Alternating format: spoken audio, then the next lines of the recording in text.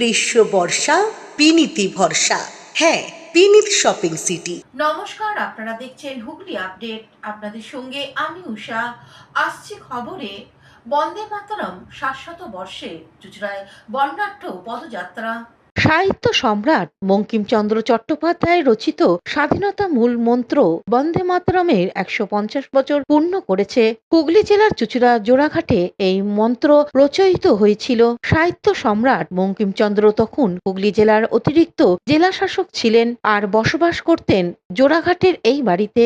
বর্তমানে বন্দে মাতরম ভবন নামে পরিচিত।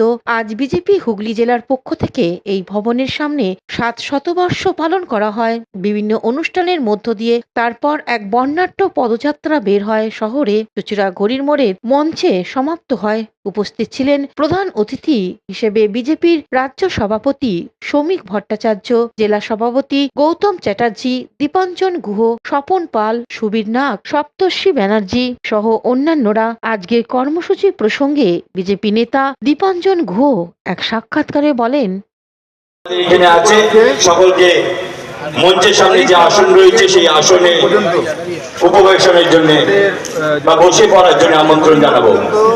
এখন নৃত্য পরিবেশনে অনুষ্ঠান মঞ্চে উপস্থিত হচ্ছে দেবরতী বংশা চট্টোপাধ্যায় থাকবেন। আমাদের এই অনুষ্ঠানটিকে সুন্দর করার জন্য সকলের সহযোগিতা একান্ত কাম্য।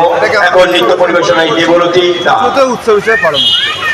বিজেপি রাজ্য সভাপতি শ্রমিক ভট্টাচার্য সাংবাদিকদের বিভিন্ন প্রশ্নের উত্তর দেন। ইলেকশন কমিশন বলছে তাহলে কি কমিশনের কাজ নির্বাচন কমিশন করছে।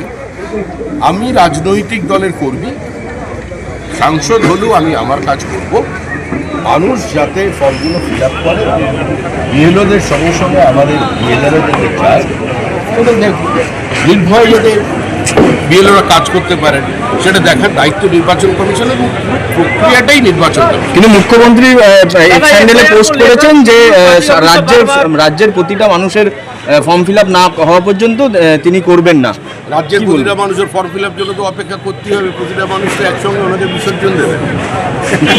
বিসর্জনের প্রতি হুগলি থেকে চন্দনা দত্তের রিপোর্ট, হুগলি আপডেট। চাকলা থেকে করুণাময়ী সল্টলেক রুটের বাসে হাওড়া ব্রিজের গার্ডওয়ালে ধাক্কা মেরে উল্টে গেল খালের জলে। চাকলার দিক থেকে যাত্রী বোঝাই বাস আসছিল সল্টলেক করুণাময়ী দিকে। রাজারহাট অন্তর্গত